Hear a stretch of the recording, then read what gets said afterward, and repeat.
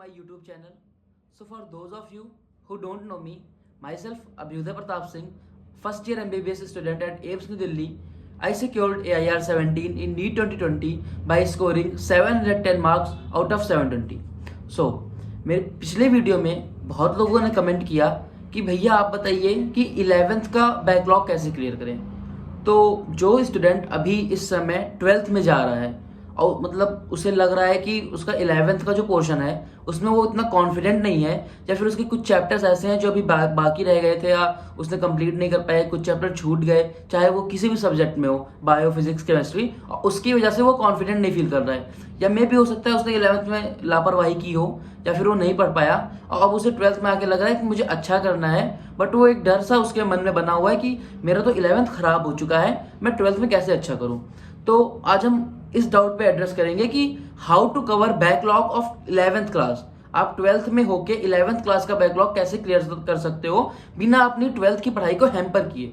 ऐसा नहीं करना है कि आप 11th पढ़ने के चक्कर में अपना 12th खराब कर दो, क्योंकि आपका 11th आपने वैसे ही खराब कर रखा है। आपको मतलब कुछ टॉपिक्स में आप कॉन्फिडेंट नहीं हो, या बहुत सारे टॉपिक्स में आप कॉन्फिडेंट नहीं हो, आपके बहुत सारे टॉपिक्स अनकम्प्लीट हैं, तो उसको सही करने के चक्कर में आप ऐसा मत करना कि आप अपना 12th भी खराब कर दो।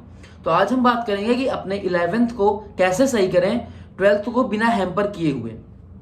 तो इसके लिए मैंने क्या तरीका अपनाया था, क्योंकि ये सबके साथ होता है। जब भी आदमी 12th में जाता है, भले वो 11th अच्छे से पढ़ाओ चाहे ना पढ़ाओ, एक वो जो कॉन्फिडेंस होता है उसे वो बिल्टअप नहीं हो पाता है कि मतलब मैं 11th मेरे को सब कुछ आता है। ये जो कॉन्फिडेंस है ये बिल्डअप बहुत कम लोगों को होता है। मुझे तो पर्सनली उतना ज़्यादा नहीं कॉन्फिडेंस था, मतलब कुछ लोग को हो जाएगा बट इतना ज़्यादा नहीं होता। अभी आगे चल के क्या होगा, 1 महीने 2 महीने 12th पढ़ेंगे, फिर उसके बाद अगर आपने 11th रिवाइज नहीं किया साथ पे साथ, तो आपको लगेगा कि आपका जो 12th का मतलब सिलेबस है वो तो आपको आता है, बट 11th वाला आप भूल चुके होगे। तो हम यही बात करेंगे कि आज 11th को कैसे साथ में रखें 12th के साथ पढ़ते पढ़ते। तो मैंने एक कॉपी में लिख रखा है मुझे क्या क्या टॉपिक्स आज कवर करने हैं, तो मैं वहां से देख के आपको बताऊंगा कि कोई टॉपिक छूटे ना। तो पहला टॉपिक है कि 11th में जो आपने टॉपिक्स छोड़ दिए हैं उनमें आप पहले एनालाइज करो कि कौन से ज़्यादा इंपॉर्टेंट टॉपिक्स हैं और कौन से कम इंपॉर्टेंट टॉपिक्स हैं। अब आप ये कैसे एनालाइज करोगे कि ज़्यादा इंपॉर्टेंट क्या है और कम इंपॉर्टेंट क्या है। तो उसके लिए आप क्या करो, आप 11th की बुक उठाओ और उसमें देखो कि आपका मतलब वेटेज किस में ज़्यादा है नीट का। फॉर एग्जाम्पल आप जैसे एक चैप्टर उठाए न्यूटन लॉ ऑफ मोशन, तो आप उसको देखोगे कि ये 11th के क्वेश्चंस तो आ ही रहे हैं, पर 12th के भी बहुत सारे ऐसे क्वेश्चंस हैं, बहुत सारे ऐसे पार्ट हैं जो कि न्यूटन लॉ ऑफ मोशन से रिलेट कर रहे हैं। अब आप इलेक्ट्रोस्टैट पढ़ोगे तो आपको उसमें न्यूटन लॉ ऑफ मोशन की जरूरत पड़ेगी, बट अगर आपको न्यूटन लॉ ऑफ मोशन नहीं आता है तो आपको फिर इलेक्ट्रोस्टैट में बहुत ज़्यादा दिक्कत होगी। तो आप ऐसा करो कि आप वो चैप्टर्स तो एकदम कर ही लो जो आपको 12th में यूज आने वाले हैं, specially in physics and chemistry. Physics में बहुत सारे चैप्टर्स ऐसे हैं जो आपको करने ही करने हैं अगर आपको 12th की फिजिक्स समझनी है। ऐसा नहीं है कि आप 12th की फिजिक्स एकाएक पढ़ोगे बिना 11th की फिजिक्स पढ़े तो आपको समझ में आएगा। आपको कुछ टॉपिक्स ऐसे हैं जो 11th के पता होने चाहिए, जो कॉन्सेप्ट आपको पता होने चाहिए 12th में टॉपिक्स को और अच्छे से डीपली समझने के लिए। तो इनमें जो टॉपिक्स आते हैं वो क्या क्या हैं। काइनेमेटिक्स सबसे इंपॉर्टेंट है। काइनेमेटिक्स तो मतलब बेसिक है, अगर आपको वो नहीं आता तो आप मतलब 12th में बहुत ज़्यादा दिक्कत होगी। आपको v = u+80 नहीं आता, ये सब चीज़ें अगर आपको नहीं आती, इक्वेशंस ऑफ काइनेमेटिक्स नहीं आती, फिर उसके बाद आपको मोशन इन द प्लेन के क्वेश्चन सॉल्व करने नहीं आते, तो ये सब दिक्कतें होगी बाद में चल के। हाँ, मानता हूँ कि आपको कुछ चैप्टर हो सकते हैं ना आए, जैसे हीट से रिलेटेड चैप्टर्स हैं, वो सब अगर नहीं आते तो आप उन पर ज़्यादा फोकस अभी मत करो, क्योंकि अभी आपको 12th अपना ध्यान देना है 11th के। बट वो चैप्टर साथ में कवर कर लो जो कि बहुत ज़्यादा इंपॉर्टेंट दे रहे हैं। जैसे नाम मैंने बताया था, काइनेमेटिक्स मैंने बताया, उसके बाद न्यूटन लॉ ऑफ मोशन की बहुत ज़्यादा जरूरत पड़ती है, वर्क एनर्जी पावर की जरूरत पड़ती है, रोटेशनल मोशन की उतनी जरूरत नहीं पड़ती, बट हाँ रोटेशनल मोशन के कुछ कॉन्सेप्ट पता होने चाहिए। फिर जो हीट के चैप्टर्स हैं, आप mechanical properties of solid fluid, ये सब है, इसको आप छोड़ सकते हो कि अगर आपका 11th में आपने एक बार पढ़ा था उतना कॉन्फिडेंट नहीं हो तो उसका 12th में उतना यूज आपको नहीं पड़ेगा, आपको ऐसा दिखेगा नहीं कि इसका यूज हो रहा है इतना ज़्यादा। तो अगर आप उस वाले टॉपिक को छोड़ सकते हो तो छोड़ दो, बट आई विल सजेस्ट कि ऐसा मत ही करो कि एकदम छोड़ देना। मतलब एकदम छोड़ दोगे तो फिर वो एकदम भूल जाएगा, 11th का माइंड से निकल जाएगा। तो ऐसा भी नहीं करना कि एकदम छोड़ दो। मेरे छोड़ने का ये मतलब है कि अभी के लिए छोड़ दो, धीमे धीमे उसको 12th में मैं बताऊंगा कि कैसे करना है। तो अब उसके बाद आते हैं ऑसिलेशन ऑफ वेव्स पे। तो ऑसिलेशन ऑफ वेव्स भी आप थोड़ा बहुत पढ़ लो, क्योंकि उसकी जरूरत पड़ेगी। इलेक्ट्रोमैग्नेटिक वेव्स में आपको वेव्स की जरूरत पड़ सकती है, और ऑसिलेशन तो मतलब हर जगह पे लगता है। ऑसिलेशन कुछ भी लगेगा, F is equal to minus k x का जो पूरा कॉन्सेप्ट है ऑसिलेशन का वो हर जगह लगने वाला है। तो ऑसिलेशन बहुत इंपॉर्टेंट चैप्टर है। तो कौन कौन से चैप्टर इंपॉर्टेंट हुए फिजिक्स में? काइनेमेटिक्स हुआ, लॉ ऑफ मोशन हुआ, वर्क एनर्जी पावर हुआ, और आपका ऑसिलेशन हुआ, और आपका रोटेशनल मोशन भी एक हद तक हो ही गया। फिर आपका बचा ग्रेविटेशन। ग्रेविटेशन भी आपका इंपॉर्टेंट है क्योंकि ग्रेविटेशन में कुछ फॉर्मूले हैं जो इलेक्ट्रोस्टैट से सेम टू सेम कॉपी होते हैं, तो आप ग्रेविटेशन भी एक बार पढ़ लेना। फिर अब बात करते हैं हम कि 12th में कैसे मतलब 11th के कॉन्सेप्ट को यूज करना है, या 12th में ही पढ़ते पढ़ते आप 11th के कॉन्सेप्ट को कैसे रिवाइज कर सकते हो। तो मैं जो स्ट्रेटजी फॉलो करता था मैं वो आपको बता रहा हूँ। मैं क्या करता था, जब मैं 12th पढ़ता था तो मेरे हर 2 हफ्ते पे एग्जाम्स होते थे, तो एक हफ्ता छूट जाता था क्योंकि हर 2 हफ्ते मतलब अल्टरनेट वीकेंड पे एग्जाम होता था संडे को, तो सैटरडे को मैं एग्जाम के लिए पढ़ता था। बट जिस संडे को पेपर नहीं होता वो सैटरडे आपके पास फ्री होता है, उस सैटरडे को आप 11th रिवाइज कर सकते हो। एक तरीका तो ये है। दूसरा तरीका है कि आप डेली 11th पढ़ो, डेली आप 1 घंटा या 2 घंटा 11th को डिवोट करो 12th के साथ। बट ये जो तरीका है कि डेली डिवोट करने का, ये कभी कभी दिक्कत हो जाती है। इसमें ये दिक्कत होती है कि एक टाइम टेबल फॉलो नहीं हो पाता।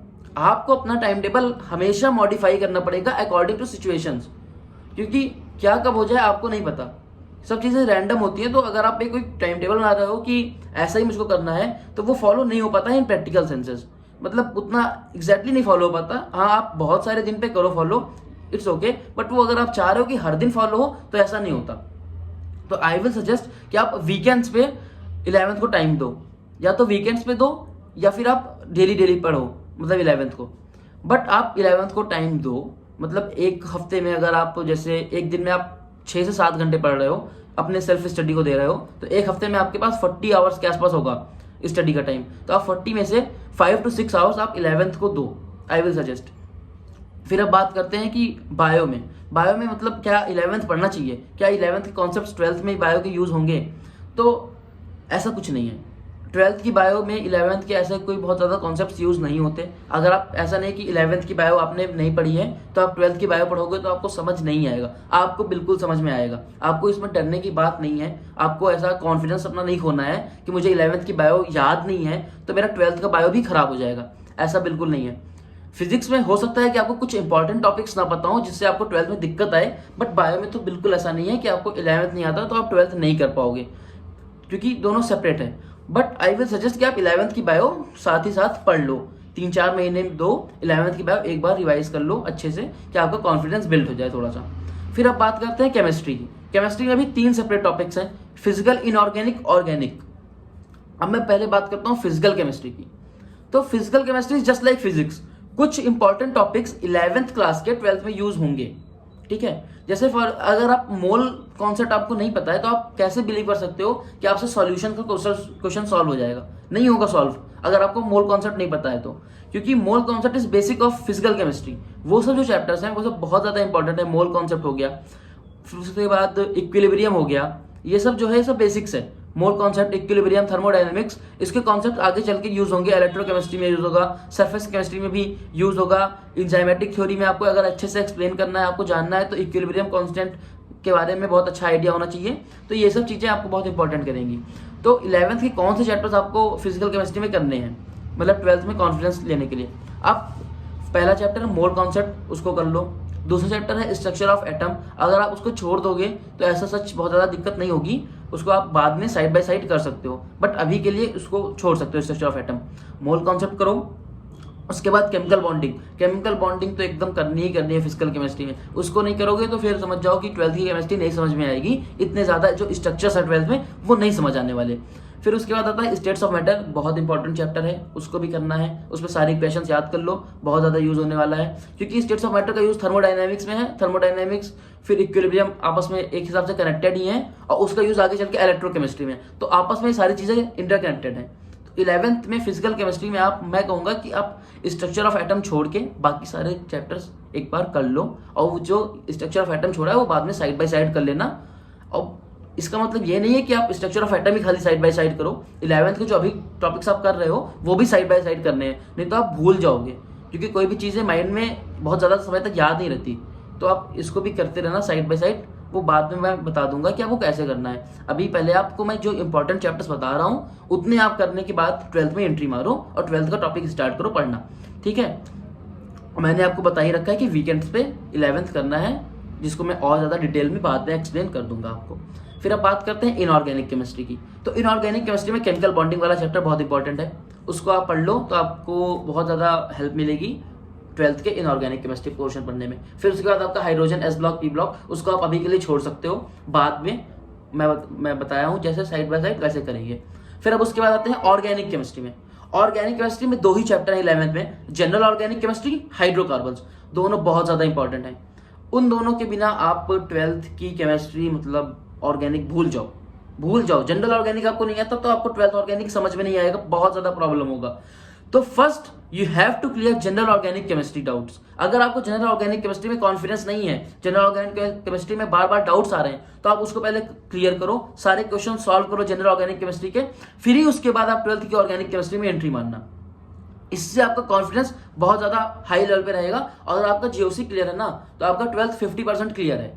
आपको लगेगा ना कि 12th में कुछ नहीं है, क्योंकि 12th में सिर्फ जीओसी के एप्लीकेशन है। अगर आपको चीजें पता है कि हो कैसा रहा है, हो कैसे रहे, कोई रिएक्शन आपको दिया है, उसका रिएक्शन मैकेनिज्म आपको माइंड में आ रहा है कि मैंने जीओसी में पढ़ा था, वैसा ही ये रिएक्शन मैकेनिज्म होने वाला है यहाँ पे, तो आपको बहुत ज्यादा एडवांटेज होगा, आपको बहुत ही कॉन्फिडेंट फील होगा ऑर्गेनिक केमिस्ट्री पढ़ते हुए।